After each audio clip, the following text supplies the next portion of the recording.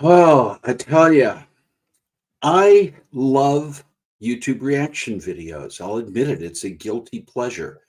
And the two types of reactions I love to watch are people who do music reactions and people who do movie and TV reactions. I don't know if there are that many different types out there besides those two, but I love those YouTube reaction videos. And I primarily love to watch the ones where the people who are doing reactions bring both a sense of their genuine emotions, but also have an understanding of what's going on, whether it's they themselves are a musician watching music videos, or they themselves are someone who has had some experience, education in acting, in filmmaking, whatever it might be. And our guest today is someone who fits that latter category. And I think it's going to be a worthwhile conversation for all of us to be here and participate in. So put on the brakes, grab a cup of coffee, and join the conversation, because it's time once again for Coffee Breaks with Steve.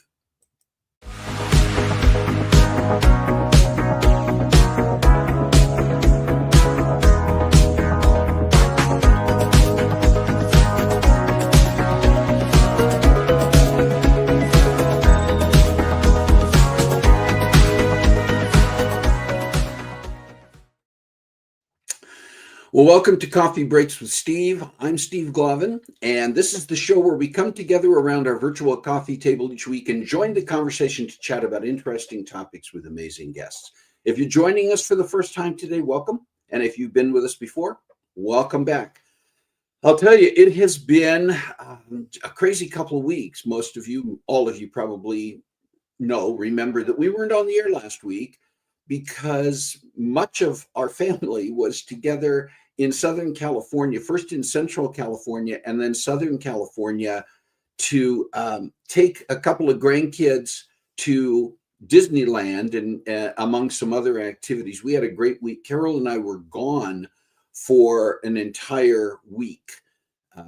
Left and spent a few days in Central California with family, and then flew on with part of that family and met up with rendezvoused in Southern California and had a great time. And so that probably brings us to talking a little bit about our sweet and savory, and kind of what some of the things were that we did. The sweet and savory, we do a number of things here. Sometimes our sweet and savory is about things that we see in the news, and sometimes it's updates from some of the people who have been guests on the show in the past, and sometimes just the stuff that we ourselves are doing or have done as family. But it was a great trip. All three of our adult kids were with us, and then two grandkids, Nicholas and Carson. And we had a great time. The night that we arrived, the day that we arrived in Southern California, in Orange County, got into our hotels, and then we went over to Medieval Times. If you've ever been to Medieval Times, you know it's a show. It's all choreographed, it's all staged, but they do a variety of things there that really culminates in jousting tournaments, and there's a whole drama around what's happening. And they serve dinner, and they serve dinner in the old Henry VIII style. You don't get utensils, you get food in pewter bowls and on pewter plates, and it's all, you pick stuff up and eat it, and it's a great time. And we went the extra. We've done Medieval Times multiple times before. Excuse me. Somebody on here, Rick. I don't see Shalane on here, so Rick, this is up to you. Thank you.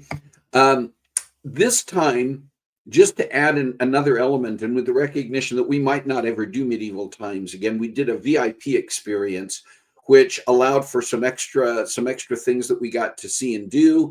And we had seats along the front row of the arena. And it was a lot of fun. I'm not posting up pictures of some of that. I mean, I'll probably already have some of that on Facebook, and we'll put some more up there eventually. But we also, Carol and I just covered the cost of doing the dinner and the VIP experience. And then Carson and Nicholas's folks made sure that they got knighted, and we have pictures of that again too that I'm not sharing on here today, but they have been posted. They will be posted.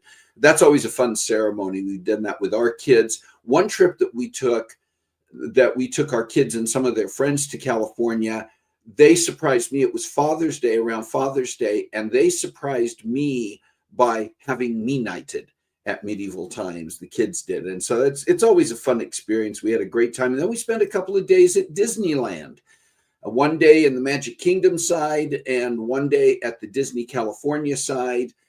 And then the last day that we were there, we went shopping in downtown Disney. It was a great time. And so again, I love this picture because it looks like Carson is extremely upset. I think primarily we were staring into the sun to have this picture taken. And I think part of the expression on Carson's face, at least, is the fact that she didn't want to be staring into the sun. She may also have been hangry or something. I don't recall in this specific moment. But really, the kids did a great job. This is a tradition that we started with two older grandkids, Remy and Jameson. And the idea was supposed to be that Carol and I would take each of our grandkids to Disneyland to celebrate their 5th birthday. Well, Nicholas was supposed to go on his 5th birthday, which was 5 years ago. If you do the math, that's 2020. We had it all arranged. It was all scheduled. We even had certain things reserved. And then COVID hit and everything shut down. Disneyland shut down, travel shut down. So it got postponed. And just between our own changes in our own lives, and we moved from California to Washington, we went through a variety of other things going on in the family and just our own travel, etc. It finally happened with Nicholas getting ready to turn 10 and Carson now 7, almost 7.5. And in a way, I think that was better. I know it, particularly for Nicholas being this much older, and he has already had one trip prior to this to Disneyland. that he was actually able to go on some rides and enjoy certain rides, some of the faster rides that I know 5 years ago he would not even have gone near. And he really had a great time. Carson, there were a couple of rides that Carson didn't do great with, but she also had a great time with it. Christopher and Nicholas were able to go in Star Wars Land and build their own lightsabers. That was an experience we had arranged for both of them as gifts. And Carson was able to go to the Bibbidi Bobbidi Boutique and become a princess. And so there were a lot of great things there. I mentioned that we spent a little bit of time in Central California first, and we got to visit with Remy and Jameson, our older grandsons. And we saw them last at the Christmas holiday, and they're getting taller. And I knew I was kind of prepared for what was going to happen, but we took this picture, and Jameson's hair aside, that is the height now. And that's not based specifically on perspective of who was standing closer to the camera. They're as tall as I am now. And Jameson's sticky up hair is not making that different. All of us were in our stocking feet at this moment. And yeah, they are indeed taller than I am. All right. Well, listen, we have some birthdays I want to mention. The first one is today, and it's our dear friend Kim Baker, who has joined as a guest and the guest co-host on this show. Kim is celebrating a birthday today, so happy birthday, Kim. I don't know how you say that in cat. Kim always has the good meowing, happy Catterday, good meowing, good afternoon, happy Catterday. She speaks cat, and I'm not exactly sure if somebody's got an idea of how we wish Kim a happy birthday in cat.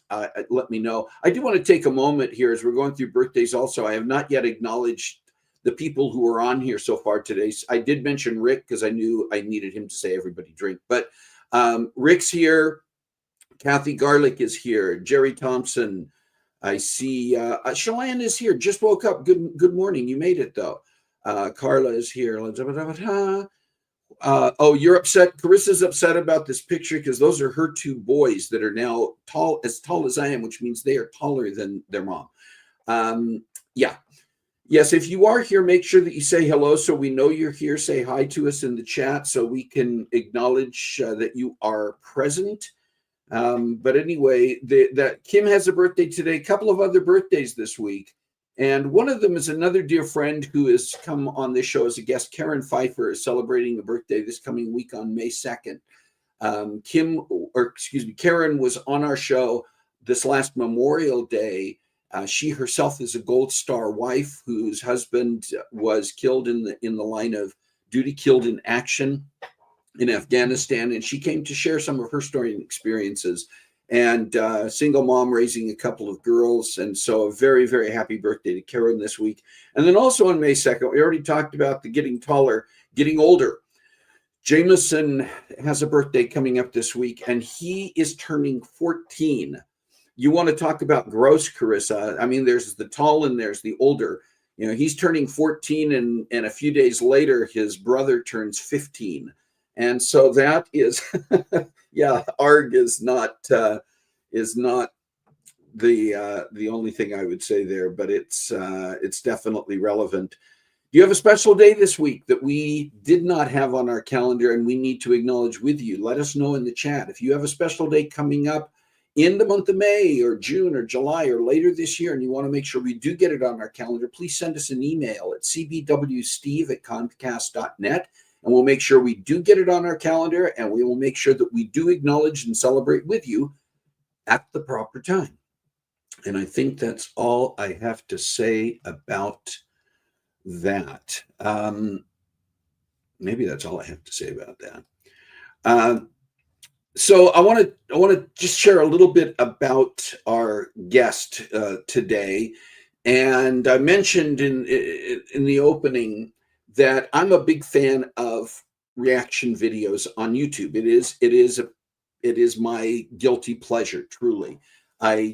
If there are some good ones on there, I can really get involved. Now, typically, and I think this is fairly typical for people who watch reaction videos, because reaction videos have to be edited heavily for copyright purposes, sometimes for time purposes. on straight YouTube. Um, some people don't like them because they get broken up badly and there are comments being made, and they get upset because the reactors are talking over the movie and that kind of thing. And sometimes that I get a little bit freaked out by that, because I know sometimes when the reactors are talking, they're missing key lines that may be spoken by a character in the movie. All of that aside, there are some I don't watch reaction videos to movies or TV series that I'm not already familiar with, because they are cut up and broken up. But when I do find them and I do watch those, I like two different kinds of reactors, and I'm talking specifically movies and TV series reactions now.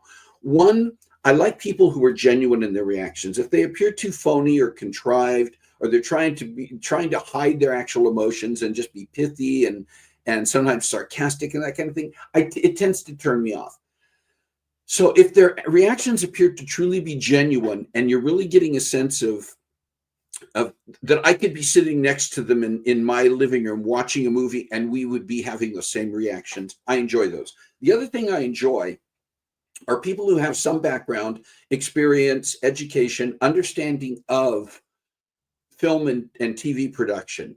I don't want them to start getting too technical and breaking down every shot, but I do like the fact that they have an understanding of what was involved beyond simply the plot. They can appreciate cinematography, they can appreciate sound design, they'll make mention of it without it becoming the main focus. I have several that I'm subscribed to, and I ran across this particular one over a year ago. And I reached out to this individual and asked her if she would be willing to join me for a conversation on coffee breaks. And she was kind enough to say yes. So let me tell you a little bit about her. Jacqui Ross is a Los Angeles-based film, television, and stage actress. She graduated from the University of Southern California with a Bachelor of Arts degree in cinema and media studies and a minor in theater. For over 10 years, she trained as a springboard and platform diver and was part of USC's first ever women's Pac-12 swimming and diving championship team. She has completed acting courses at both the Royal Academy of Dramatic Arts and the London Academy of Music and Dramatic Arts in England. Jacqui has been a guest speaker and panelist at several Comic-Con conferences. Her YouTube channel, on which she provides movie and television reactions, has more than 55,000 subscribers. So now, here's the conversation I had with Jacqui Ross. Well, Jacqui Ross, thank you so much for taking the time to join us on Coffee Breaks with Steve today. It's good to have you here. Thank you so much for having me. It's great to be here. You know, it's always interesting when we're talking to people who have, particularly, I think, people who have come into a career that has to do with the entertainment industry and has to do with sharing so much of yourself. The starting points, maybe, what was your upbringing like? What were the factors as you grew up that kind of influenced the things that you're doing now? Growing up, I loved acting and I loved movies. Those are the two things that I'd always enjoyed. Anyone who's followed me for a while knows that I was a film major, a theater minor, but I was also an athlete. I was a nationally competitive athlete all through high school and college.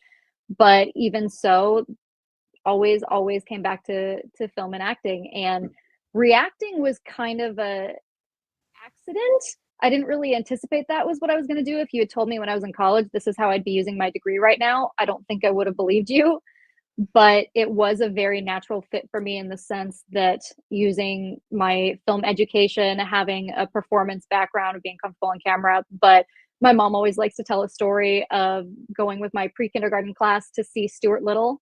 And I was sobbing my eyes out, like losing my mind in the theater. I was just crying my eyes out. I'm like, the cat's gonna eat him. They're not gonna find him. I was absolutely losing it. Yeah. So from a very young age was a very expressive movie watcher, that's for sure.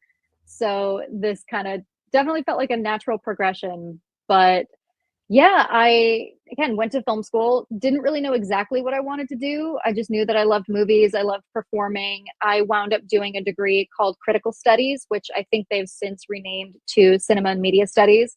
But it was all in the title, learning to look at movies critically, learning to break down why was this shot used, how does the color, the framing, the script, everything, learning how that all worked. And then after I graduated, I kind of did a little bit of everything. I started pursuing acting because that was just something I knew that I loved. And with film, it was okay, well, let me see what else is out there. Let me see what all there is. So I interned at TV studios, casting offices, agencies, wound up working for a producer for a while, was a background actor, like was a PA, did a little bit of Mm. everything. And that was kind of a great secondary education of I spent 4 years in school learning the technical and then several years afterward learning the business and learning how everything actually functioned in the real world. And then the pandemic happened and Mm. that all went away and stumbled into reactions and have kind of been doing that and couldn't have anticipated just what an asset my background would have been. I knew that having a little bit of a film background, being comfortable on camera, having that background would help. But I realized very, very quickly after we started doing reactions that that was a huge, huge asset in what I Mm. was doing. So, yeah, very grateful for that. And now here we are. Here we are. You mentioned the, pre-kindergarten and already having some reaction to and appreciation for film. What was childhood like, and did that have any bearing on where you've ended up? Yeah, I was always a little performer, and especially my younger years before I got my sport was diving, and before I really got into doing that pretty intensely and competitively, I was the theater kid. I remember I went to a very small middle school, and we were only allowed one semester of drama in your 3 years of middle school because it was one of the electives, and I conned my way into 3. I managed to do that. I had my first semester of drama, then the second semester, I got the teacher to let me be a TA, and so essentially, instead of being on stage, I got to be the assistant director and work the lighting board, got to do all of that. And then I remember when I was in 8th grade, I think the high school was doing a production of It's a Wonderful Life, and they needed younger. I'm tiny, I'm 5'2", so I've always been very petite, but they needed younger kids to play the kids in the show. And so they found a couple middle schoolers, myself included. And I basically scheduled a study hall in the middle school at the same time as the high school drama class and wound up doing high school drama as a middle schooler. And that was always me. I mean, I had a couple of cousins that were also really into performing. All of us kind of tried everything at one point, but I had two cousins that they lived for theater. That was what they did. And I remember doing little plays in their backyard. They had a trampoline in the backyard, and my cousin and I, we printed out, this is sort of early days of the internet. I must have been like 7 or 8. And we printed out all these little short skits that we would do like on the trampoline and we would perform for our family. And we tried to do Finding Nemo once. We decided that we were going to put on a production, our own production of Finding Nemo. And my cousin printed like casting sheets and breakdowns and this whole thing. And we accidentally used the fancy photo paper and we got in a great deal of trouble for that. But Wow. yeah, so we have a running joke. I just thought of this. We had a running joke in my family that I was exploited. I was destined to be in entertainment because I was exploited for my talents young. My cousins used to walk us around the neighborhood, knock on our neighbors' doors, and make me sing my ABCs when I was a child for candy. They would literally, I'm the youngest of all my cousins. They would knock on doors, bring, this is our little cousin. Look how cute she is. She's going to sing her ABCs for you. And I would do that, and they would give us candy and Oreos, and we would go hide around the corner and eat that. But yeah, I was exploited young for my talent. That's Oh for my sure. gosh. You were talking about sort of early ventures into things, but you've also done professional acting. Right? I Mhm. mean, you have your SAG-AFTRA card, am I correct? Do yeah, yeah. Do you have any? I think about both the inroads and the obstacles to getting into doing any kind of acting professionally, and I'm wondering what your thoughts and experiences were around that. So I've had a bit of a strange experience with it because when I first got started, my first ever, I guess, professional role was on Investigation Discovery. It was a non-union job. It was one of those murder reenactment type deals, and it was a true Yeah. story. But we spent 4 days filming it. We had the whole thing, and that was, I think, about a year after I graduated college. I got that, and that was kind of my only real TV job. I did a bunch of background work, as we all do. That's how most people get their cards, and then a lot of theater stuff.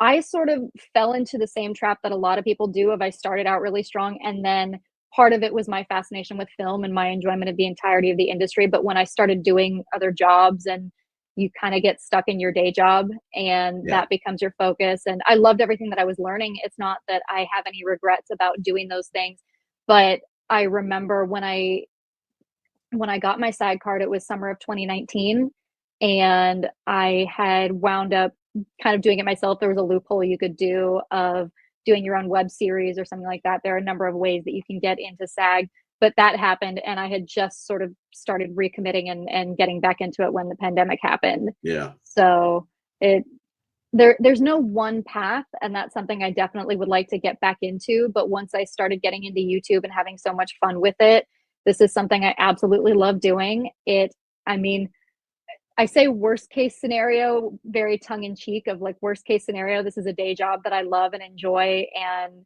I had kind of hoped that that's what this would be and would allow me the flexibility to sort of get back into acting and get back into other areas of the industry. But I've also now started to find other doors open. I've been invited to speak on panels at Comic-Con and started making some connections through this and didn't anticipate that. And that's been a lot of fun. So just kind of seeing where that's going. You have your channel Movie Night with Jacqui. That Mm-hmm. is not where you started YouTube Nope. reactions. Nope. Where did it begin and how did it begin? So my first channel was called The Shame List. It's something I did with a friend, and that was another happy accident. I had been aware of reactions for a while. I think my first experience watching movie and TV reactions was Game of Thrones. I think that was a huge sort of start. I mean, obviously Red Wedding, and there were a lot of scenes from that people started filming reactions to.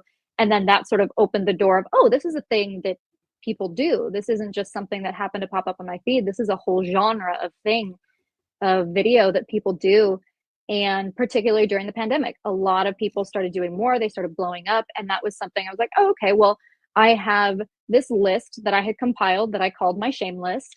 And it was a list of movies and shows that as a film graduate, as an actor, I was ashamed of myself for never having seen.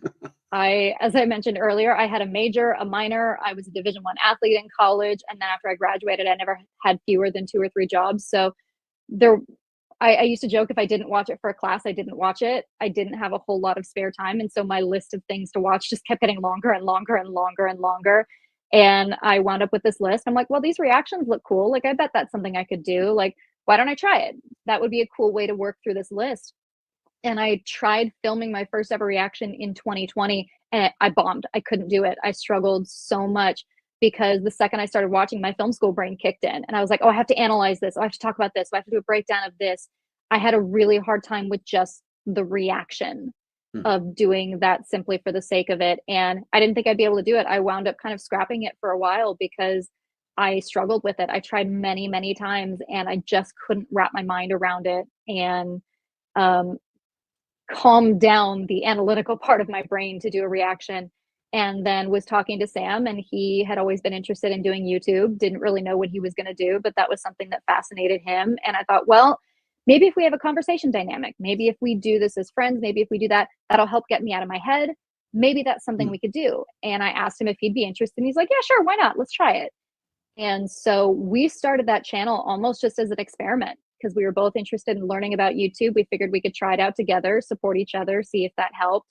And it took us a while, but once we started posting and started trying, we had a lot of fun with it and started getting a little bit of traction and realized there definitely was something there. And we had so much fun doing that together, but we'd been doing it together for about 6 months when we realized we were losing a lot of our friendship and we were becoming business partners. And at the time, between my day job and this, it was a lot to do and I needed that support. And it's very hard to look to someone for support when you're struggling, when they are the person that lovingly, but is still the one, hey, have you gotten this done? Hey, are you ready to work? Hey, you ready to do this? This thing's stressing you out. I want to make sure that you're getting it done. Are you on top of that? It just got to a point where it wasn't sustainable for us anymore. And we learned really what we wanted to. It really was just an experiment to learn the platform together.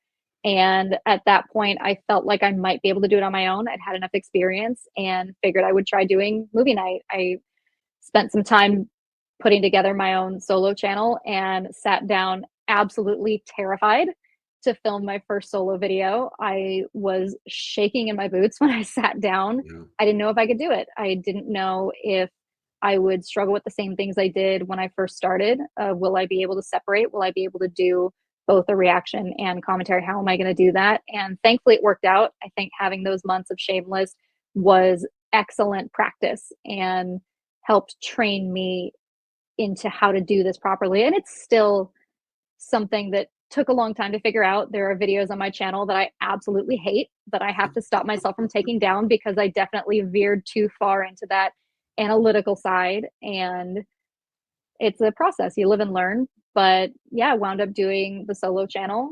And now that's pretty much my full time job. You talked about having to separate the analytical side of your education and background, but there still has to be an element of your experience as an actor, as a film student, that because you even kind of approach a lot of your videos saying film student watches, right? Mm-hmm. But I'm just curious about how the acting and film background still influence how you go about reacting. It absolutely does, and there will never be a time that it doesn't because I can't turn that part of my brain off. That is who I am. That has been a running joke in my family for a very long time, that every time we watch a movie, I want to talk about it and I want to break it down. And my mom has literally asked me lovingly, but asked me, can you ever just watch a movie? Can you just watch it? And I've had people ask, like, does analyzing something take away from the joy of it? And for me, it doesn't. For me, it gives it more. I appreciate something so much more when I understand it. That's just the nerdy part of my brain. But for me, it wasn't so much turning that off. It was learning how to balance it in a reaction format, because my background with film is you watch something and then you write up an analysis of it and you do a shot breakdown and you do all of this and you watch it half a dozen times. And I guess technically with my background, I might have been more suited, at least training wise, to something like video essays. And that's something I've been curious to try, but that doesn't really work in a reaction format. And you said with too much technical, you lose the reaction portion of it. And so that took quite a while to evolve. It's why I have certain videos that I don't enjoy, that I'm not happy with, because they fell too far to the analytical side. Then you lose the reaction, then it's not as fun, it's not as entertaining. And so that was just a process of over time learning, okay, what are things that I can comment on as I'm going that don't involve too much depth, that aren't, I'm not going to have to pause and spend 10 minutes explaining things like color, things like cinematography, commenting, wow, this is shot really well. Look at this tracking shot, as opposed to, let me sit down and break down this 2-minute scene and explain where the camera is and yada, yada. It's learning which, or it's figuring out which things I can talk about in a reaction that won't take away from the reaction. And I've had very funny comments in the past of like, wow, it's really funny that you're sitting there sobbing your eyes out and yet still being like, look at the camera work, it's beautiful. Yeah. And that is one of the things, Jacqui, that I think has attracted me to watching your reactions. And we're going to be sharing the YouTube channel. We're going to be letting people know where they can find your reactions, and really, really encouraging people to go out there and watch them, because I do think that combination of you having an understanding, but also your very genuine, just heartfelt reactions is one of the things that makes your channel and your reaction videos so appealing. And some of them have been extraordinarily emotional. And that's part of the reality. I mean, it can be real easy to say, okay, I'm going to cut this out because I was just ugly crying. But the fact that you leave that in there is also something that vicariously permits the people who are watching along with you to have that experience. And so I wanted to mention that, and I want our viewers to know that this, one of the things that I want to make sure you are doing is looking for Jacqui's channel out there. Thank you. I appreciate that. Yeah, where does the list come from? You talked about starting with the shame list, that it was coming up with a list of movies that you were kind of ashamed that you'd never seen. But where do you identify, how do you identify movies that might fall into that category that might be worth taking a look at? I mean, I had a whole spreadsheet. I went by decade of movies that I'd always wanted to see, movies that had come out that I somehow never had. For whatever reason, I basically missed a decade worth of animated movies. I don't know why, but for whatever reason, I just didn't see any new animated releases. I have a whole bunch coming out soon, but to this day, I haven't actually filmed these yet. Moana, Inside Out, any of those, I haven't seen them. I don't know how and why I happened to miss those. But there are also some older films classics, like one of the first major ones that I did on YouTube was Pulp Fiction. Yeah. The number of times I get comments on videos like that, Pulp Fiction, Alien, Gladiator, how did you get through film school without ever watching this? Like, I don't believe you. There's no way you've never seen this before. And I've always just said you'd be amazed what you can get through school without watching if you're really determined. And I think there's, oh yeah, I'm not a scary movie person. I don't like scary. I don't like horror. I don't like violence. I avoided Jaws like the plague until I had to watch it for a class. And I not only had to watch it for a class, I had to watch it on like a movie theater screen. And it was an incredible movie. But if you watch my reaction to Alien on YouTube, that was very much what watching Jaws was like. Of like, this is great and I hate it. It was one of those. But basically, I had gone through lists of Best Picture winners or Oscar nominated films, or basically anything that had come out. I would go through like IMDb's releases by year. And just, I had a whole spreadsheet that I broke down by decade and alphabetically, and all these different things. And I'm like, how have I never seen this? It became sort of a bucket list of film. And I just kept continually adding to it. And then Letterboxd has actually been a really, really great tool. If anyone is unfamiliar with Letterboxd, it's sort of like the film nerd social media site where you can track things you've watched, rate your movies, etc. And I found that I could input my watch list and then sort it by most popular. And so for things like YouTube, when I was looking for, okay, what do people want to see? What is something that would be effective for growth, or that obviously a lot of people would click on? And I was able to sort my list by popular. And that was really, really helpful. But yeah, it was just an overtime thing that I compiled, and like, wow, how have I never seen these? Yeah. I am tired of pretending in conversations that I have seen these because I don't want to admit that I haven't. I pretended that I had seen Get Out in an audition. I literally was in a commercial audition, and oftentimes for commercial auditions, they'll group you, they'll bring in a couple people at once, and it's very improvisational, and they'll give you a prompt or something and want you to have a conversation because they want to see how you look on camera. And we had to choose a movie that we had all seen and sort of discuss it. And we were having a hard time finding one. And finally someone's like, Get Out. And every other person was like, oh yeah, I've seen that. And I'm like, yeah, totally. I'm sure. Okay. And just could not admit in that moment that I hadn't. So spent an entire like 3-minute audition pretending that I had seen Get Out. And I knew enough about it to sort of fudge my way through it. But that was one of those moments where I'm like, maybe I should actually watch these movies so I don't have to pretend. Has there been anything that you have put on your reaction channel that either really surprised you or really impacted you above others, or have there been several like that? There have been several in different ways. I mean, the one that impacted me the most, we've mentioned, is Band of Brothers. That one I was aware of. That series is regarded as one of, if not the greatest miniseries of all time. I think the only one that has either dethroned it or come close is Chernobyl, which is deserved because Chernobyl is fantastic. But I'd been aware of it for a long time. I knew it was this very well regarded, revered thing, and just never had the chance to watch it. So sitting down to watch it, one, I was blown away and very validated of like, okay, this is something that actually lives up to the hype. But up to that point, I had never cried that hard on camera. I think the closest I came was The Last of Us. I had 1 or 2 episodes of The Last of Us where I was a blubbering mess, and I didn't think I could cry harder than that on camera. And then I watched Band of Brothers, and at one point literally had to pause the episode and walk out of the room because I literally had people commenting, we thought you were going to pass out. You were crying so hard. Right. And that was so impactful of, one, the truth of what happened. Like, that is based on a true story. These are things that actually happen. And I think that gives an additional weight of, you're not just watching something that someone came up with, like, this is a real thing that happened, but also appreciating the technical of, they captured that so effectively. They presented that so effectively. I've had people ask in the past of knowing the foreshadowing, understanding the technical, and seeing how that builds things like tension and emotion. Does that take away from the experience of it? If you know it's coming, if you know how that happens, is that bad filmmaking if you can point that out? And I said, no, that's good, because without those things, you don't experience that. Without the buildup of tension, without the proper foreshadowing and execution of these scenes, you don't feel the emotional weight. The reason you feel that is because it's executed properly. And so that was one that I just could not have anticipated the depths that that would hit me Mm. and the way that I would feel.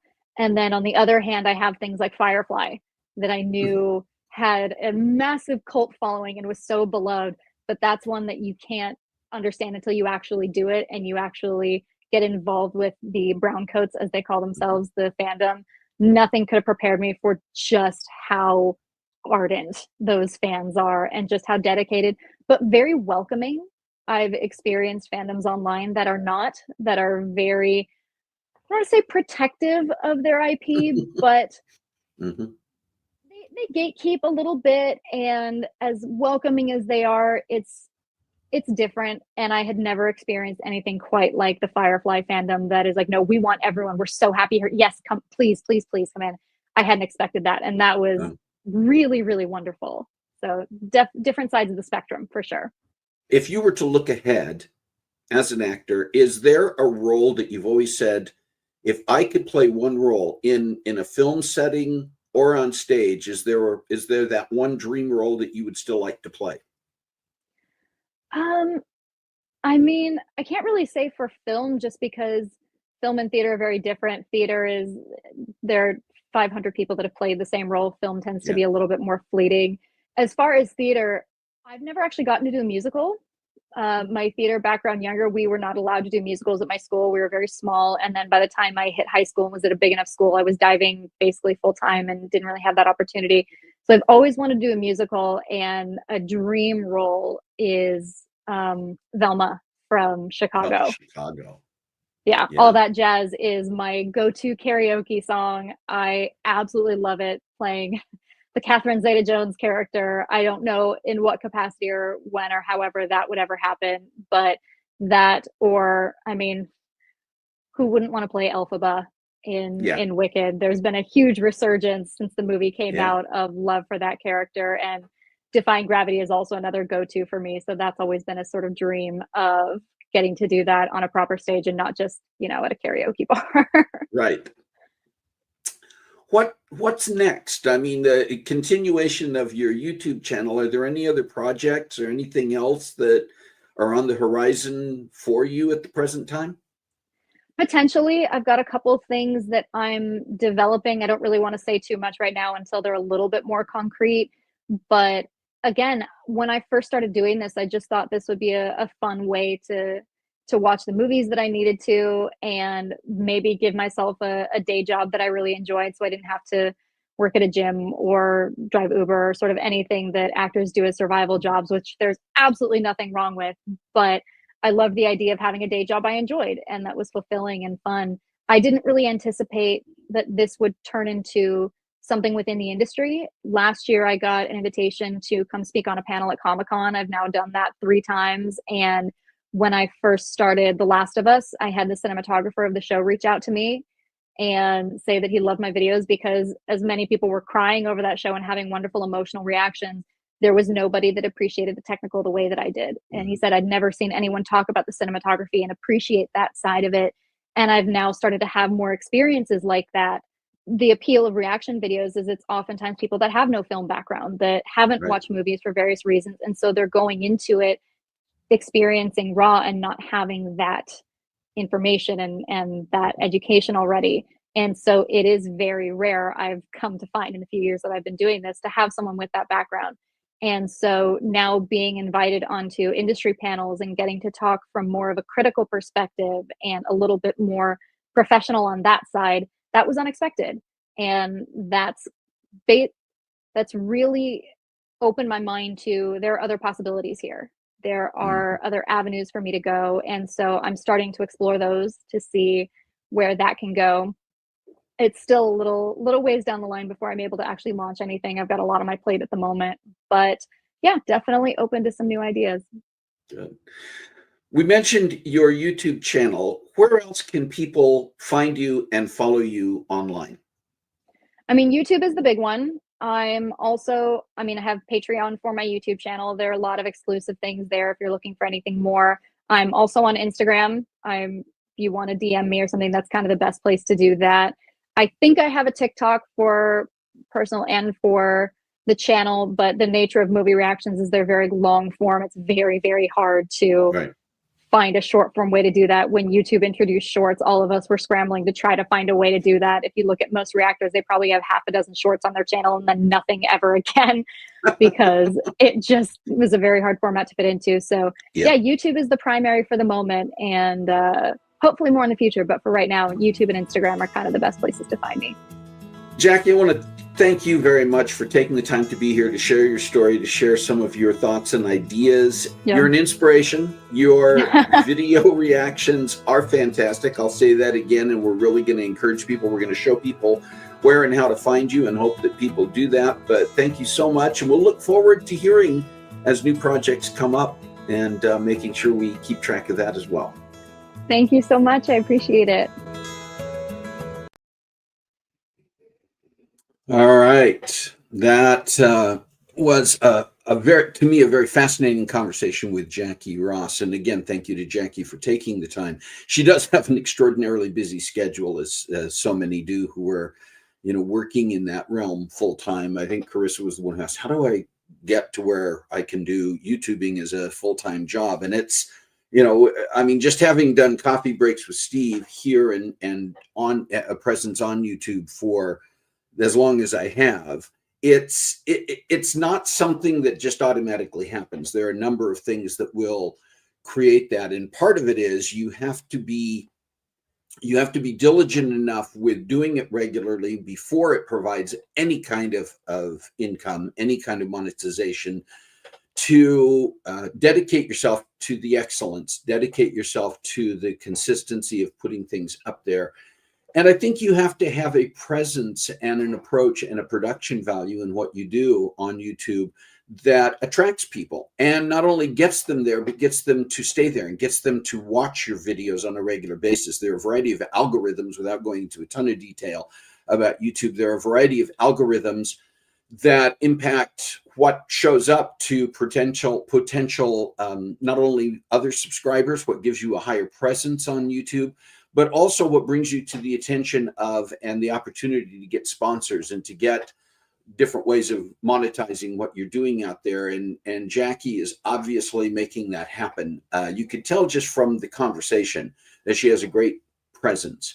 And I do want to encourage you. We have put her YouTube channel as well as her Patreon page and her Instagram there in the chat. Actually, if you go to her YouTube channel, which is if you go to YouTube and just do a search for Movie Night with Jacqui, you're going to find her.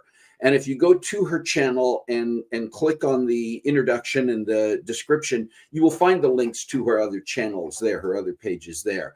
But I would just really encourage you to do that. I don't often, there have been a handful of YouTubers who we have presented as guests on Coffee Breaks with Steve.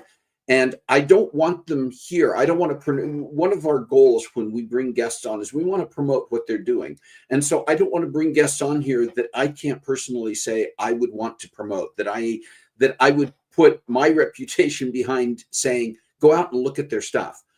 You do want to watch Movie Night with Jacqui. If you're into watching reactions and all, I think you could see just from a couple of the photos that we went up there, Jacqui's reactions are very expressive. Her face shows what she's thinking and feeling when she's watching a movie, but she also brings an excellent verbal description that does include recognizing certain things about the production itself without making it somebody trying to do, a course on movie production. Go out and try it. Just go out and look at some of her shows, and you're probably going to do what I do, which is that you're not going to watch reactions to movies or shows you don't already have some familiarity with, but go out and find something that you already know. Watch a little bit of what Jacqui is doing. And then I strongly encourage you, if you find any attraction to it at all, if you find any benefit in it at all, subscribe to her channel. Watch her videos, click on the bell there, because that will also give you alerts on YouTube that says, hey, she's got something new up here. And I'm personally endorsing Movie Night with Jacqui and Jacqui Ross. And hope that we get some more traction on what she's doing. All right, listen, I will want to share as we are at the end of our time here, coming up on the end of our time. By the way, you may have noticed something as we were promoting this week. We're experimenting with something. We recognize that we have a tendency to run over by a few minutes. Doesn't always happen, but it does happen. It happens regularly enough. We've grown in the 6 years that we have been on the air from doing what started out as a 20 to 30-minute show before we had guests on, that as we've added guests and the guest conversations and other elements to the show of having going to 45 minutes, and we find that we do run past the 45 minutes. We want to be sensitive to and aware of your time and the time that you're taking to be here. So we want to be honest about what we think we're doing. So we're making an experiment with the promos that we're making it a 9:30 to 10:30 time frame. We recognize that an hour may not work for everybody and it may not work for us, but we're giving it a shot to see if we go over a little bit, if we stay within the 60 minutes, is that going to work for people? So we're going to try it. We're going to see how it works. Doesn't mean we're going to go to an hour long every week. We're not this week, but we at least want to be able to be somewhat honest about the time frame in which we're working. So we'll see what happens with that. All right, I do want to share what's coming up in the next few weeks here on Coffee Breaks. We do have some more guests scheduled and ready to rock and roll. Next week, Roy Samuelson, extraordinarily interesting guy, another guy who's worked in the entertainment business, but he has worked a lot. He worked primarily initially as an actor and was doing some voiceover acting, and then really got involved in doing vocal description, audio description for the blind and visually impaired. And that's what he has dedicated his career to.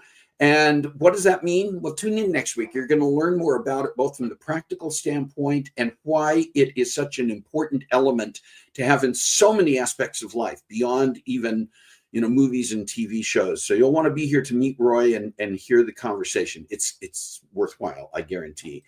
And then the week after that, on May 10th, Cassie Jones. Cassie is a professional in the tourism and travel industry. We've had guests on here before who work there. Cassie's role is she is actually a professional tour director and has been so for over a decade, leading tours to people throughout the world, primarily in places like Europe and Australia, New Zealand. She is actually an Australian.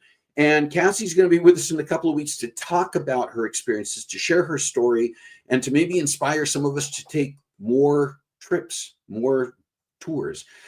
And then we go to May 17th. We are looking to have Lisa Steele back on the show. Lisa has been with us before. Always interesting conversations, amazing conversation. She has expertise and perspective and insight in a lot of different areas. So we want to encourage you to be here for that conversation as well. What are the topics you'd like to discuss? Who are the guests that you'd like to see us have on here? So many of the people who join our show come from recommendations and introductions from you. And so we want to continue to encourage that. If you've got ideas, share them with us. You can send us an email at cbwsteve@comcast.net, and we would be glad to follow up on all of those. So just again, want to thank you so much for your participation, your involvement, your being here around our virtual coffee table each week, as we've now gotten past the 6-year celebration mark and moving into our 7th season. We just want to thank you because what you do here is important, just as important to me as having the guests here. You are the conversation that takes place. We also want to remind you, as we've been talking about YouTube, that we do have a YouTube channel. And if you're not subscribed, we'd encourage you to subscribe. If you are, we'd encourage you to share it with others so that they can subscribe and meet people like Jacqui Ross, another guest that we've had on the show, and be part of our topics. So once again, I just want to say thank you so much for being here. We're past the end of our time. Thank you again to Jacqui, and hope that you will be back with us very soon, like next week, because we are not skipping a week. We're going to be back next week. Remember, there are so many things going on in our world on a big scale and a small scale that we can all touch and move and advocate for and be champions for. So please find a way to make a difference in your world this week. God bless you. Have a great week. We'll see you next time.